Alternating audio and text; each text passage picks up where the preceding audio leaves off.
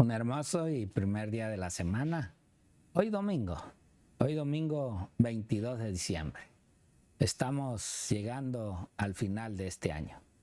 Y hoy, en este día, tenemos el hermoso estudio, la hermosa meditación, aquellos momentos donde Jesús, una vez más, se reencuentra con sus queridos apóstoles.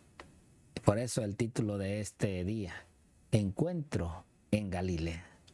¿Qué es lo que vamos a ver aquí? Esperando en el Señor que tu tiempo de tiempo para escuchar esta palabra del Señor. Y hoy también a través de los labios de nuestro amigo y hermano, el pastor Raúl Reyes. Pastor, bienvenido. Gracias, pastor, por la invitación. Es un privilegio poder compartir con usted y con los hermanos. Amén. Amigos que nos sigan a través de nuestro canal 44.8, a través de Facebook, a través de YouTube. Un privilegio, pastor, poder compartir en este bello estudio. Y bueno, la lección de hoy se llama Encuentro en Galilea. Interesante. Que después de esto, después de la resurrección de Cristo Jesús, muchos de ellos regresaron a sus labores. Por orden de Pedrito se habían regresado a pescar otra vez. Así es. Es donde se les aparece el Señor. Pero pastor, ¿qué les parece? Y hermanos, pidamos la dirección del Espíritu Santo de entrar de lleno a la lección de hoy. Amante y amoroso Padre, gracias te damos, Señor, por este tiempo de este año que nos has dado. Gracias, Señor, por las misericordias y la gracia de tu Hijo Cristo Jesús, al permitirnos la vida, Señor, y estar viendo ya, Padre, en los últimos días del año 2024. Ahora, Padre, en esta meditación y en este estudio que habremos de tener en esta hora, de ese encuentro, Señor, que tuvo tu Hijo una vez más con aquellos que tú les habías dado. Sí, Señor. Te pedimos, Padre, que te quedes con nosotros y que tu palabra sea, Padre, la que resalte en la mente y el corazón de aquellos oyentes. Te lo pedimos y te lo suplicamos en el precioso y bendito nombre de tu Hijo Cristo Jesús. Amén.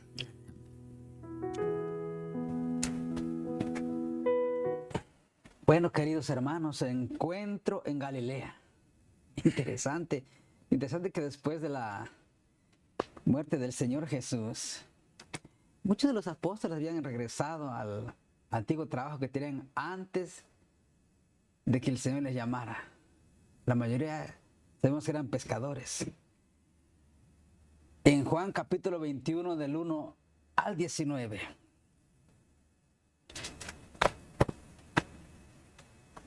Juan capítulo 21 versículo 19 dice: después de estas cosas,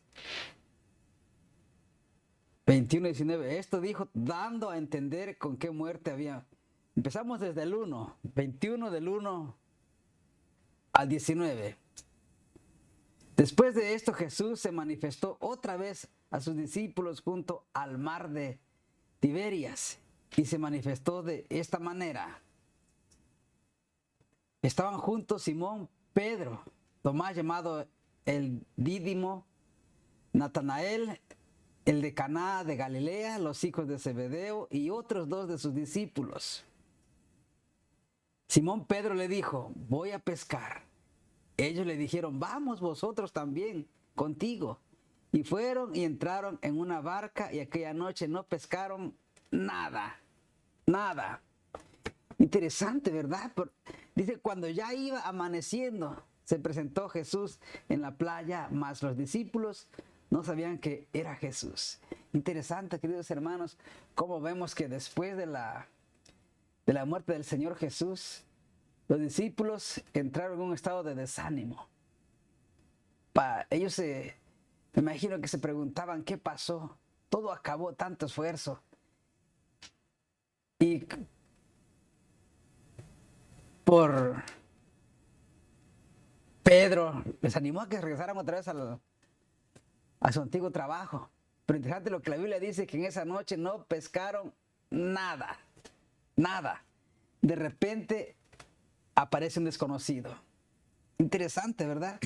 Dice que por la mañana un misterioso desconocido les dice, desde la orilla, que eche la red a la derecha de la barca. Entonces pescan tantos peces que no pueden recoger la red. Aquello fue un eco del comienzo de su ministerio con Jesús. Juan reconoce inmediatamente a Jesús y se lo dice a Pedro, quien enseguida salta al agua y nada hasta la orilla. Y les dijo, hijitos, ¿tenéis algo de comer? Le respondieron no. Versículo 6. Él les dijo, echad la red a la derecha de la barca y hallaréis. Entonces la echaron y ya no lo podían sacar por la gran cantidad de peces. Versículo 6. Entonces aquel discípulo a quien Jesús amaba dijo a Pedro, es el Señor. Simón Pedro, cuando oyó que era el Señor, se ciñó la ropa porque se había despojado. ¿Quién era aquel discípulo que amaba al Señor? Juan. Juan no da detalles quién era, pero nosotros sabemos que era Juan. Juan. Y dice que Pedro estaba desnudo y se puso la ropa y se echó al encuentro del Señor. Vayamos al versículo que sigue. Y los otros discípulos vinieron con la barca arrastrando la red de peces, pues no distaban de tierra sino como 200 codos. Versículo 9 dice, al descender a la tierra vieron brasas puestas y un pez encima de ellas y pan. Jesús les dijo, traer de los peces que acabáis de pescar. Subió Simón Pedro y sacó la red a tierra, llena de grandes peces, 153. Y aun siendo tantos, la red no se rompió.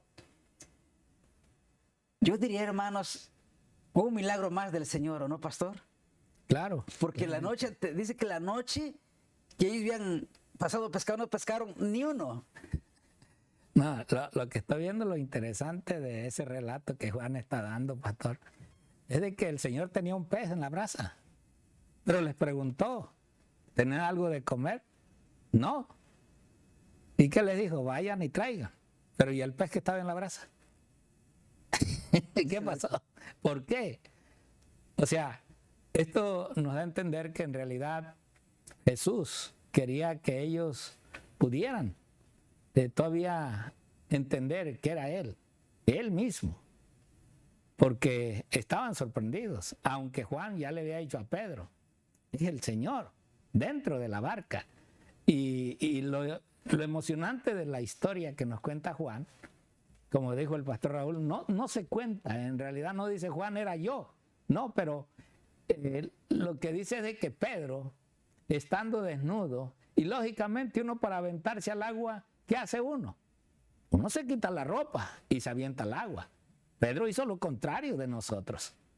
Pedro lo que hizo fue ceñirse, ponerse la ropa y después aventarse al agua para llegar a aquel que él en realidad sintió que era aquel hombre que amaron, que caminaron con él 3 años y medio, que entendió que en verdad era el maestro que los había instruido, aunque ellos habían tomado otro camino después de haber visto que murió en la cruz y ya de cuántas veces que se les había parecido. Pero el regreso al trabajo secular de ellos, Jesús ahora tiene que ir de nuevo a hacerles ese llamado. ¿Cuántos de nosotros también en un momento escuchamos la voz de Dios? Decidimos entregarnos al Señor. Y por cosas que suceden en la vida, o desánimos, o en la iglesia, o con la hermandad, uno regresan al mundo, regresan de nuevo a sus labores seculares. Pero Dios tiene un propósito y el Señor también lucha por nosotros, también nos busca, también de un momento a otro el Señor siempre está pendiente de sus hijos. Y de una forma u otra nos vuelve a hacer ese llamado. Así como estaba haciendo en este momento con estos discípulos, que los había entrenado, los había educado sobre el trato unos con otros, sobre el trato al prójimo, el amor que tenían que dar, que entregar. Y ahora, en un momento de desánimo, regresan a sus labores. Esta historia es bonita, pero cuando analizamos a través de cada historia de la palabra de Dios, la vida de nosotros, los hechos de nosotros, cómo ha sido nuestra vida espiritual, a dónde ha tenido las bajas, a dónde ha tenido las altas, en qué momento en realidad nosotros realmente hemos reaccionado y dejar los caminos malos para llegar a los caminos buenos y poder llegar a Cristo Jesús. Dios quiera, mi hermano, que podamos ir entendiendo poco a poco cada historia de esta lección y poder en un momento hacerla nuestra. Pastor Raúl. Pastor, interesante, ¿verdad? Que después que Pedro había negado al Señor 3 veces, y cuando el Señor le dijo, Pedro, ¿me amas? 3 veces le preguntó. En esas 3 veces que el Señor le dijo, Pedro, ¿me amas? La última que dijo Pedro, Señor, tú lo sabes todo y sabes que te quiero. Vemos el amor del Señor que a pesar de que Pedro había restaurado, de que Dios había negado Pedro al Señor, el Señor lo había restaurado. Y dijo, apacienta mis ovejas. Entonces, versículo 12 dice, les dijo Jesús, venid, comer, y ninguno de los discípulos se atrevió a preguntarle, ¿tú quién eres? Sabiendo que era el Señor. Versículo 13. Vino pues Jesús y tomó el pan y les dijo, asimismo del pescado. Esta era ya la 3ª vez que Jesús se manifestaba a sus discípulos después de haber resucitado de los muertos. Versículo 15, cuando hubieron comido, Jesús dijo a Simón Pedro, Simón, hijo de Jonás, ¿me amas más que a estos? Le respondió, sí, Señor, tú sabes que te amo. Él les dijo, apacienta mis corderos.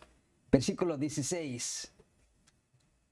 Volvió a decirles la 2ª vez, Simón, hijo de Jonás, ¿me amas? Pedro le respondió, sí, Señor, tú sabes que te amo. Le dijo, pastorea mis ovejas. Versículo 17, le dijo la 3ª vez, Simón, hijo de Jonás, ¿me amas? Pedro se entristeció de que le dijese la 3ª vez, ¿me amas? Y le respondió, Señor, tú lo sabes todo. Tú sabes que te amo. Jesús le dijo, apacienta mis ovejas. Vemos que las 3 veces que Pedro lo había negado, las 3 veces el Señor lo restauró al ministerio, queridos hermanos. Qué lindo es nuestro Señor. Pasemos al versículo 18. De cierto te digo, cuando eras más joven, te ceñías e ibas a donde querías, mas cuando ya seas viejo, extenderás tus manos y te ceñirá otro, y te llevará a donde quieras. El Señor estaba diciendo de cómo iba a terminar Pedro, que iba a terminar crucificado hacia abajo. Esto dijo dando a entender con qué muerte había de glorificar a Dios. Y dicho esto, añadió, sígueme. Interesante, ¿verdad, pastor? Interesante, queridos hermanos, lo que el Señor le estaba diciendo a Pedro. Las 3 veces que Pedro negó, las 3 veces que el Señor lo restauró, incluso el Señor le dijo por último, ¿cómo iba a terminar Pedro? Dice, esto dijo dando a entender con qué muerte había de glorificar a Dios. Y dicho esto, añadió, sígueme. Miren cómo es Dios de maravilloso, tan lleno de amor y de misericordia, pastor.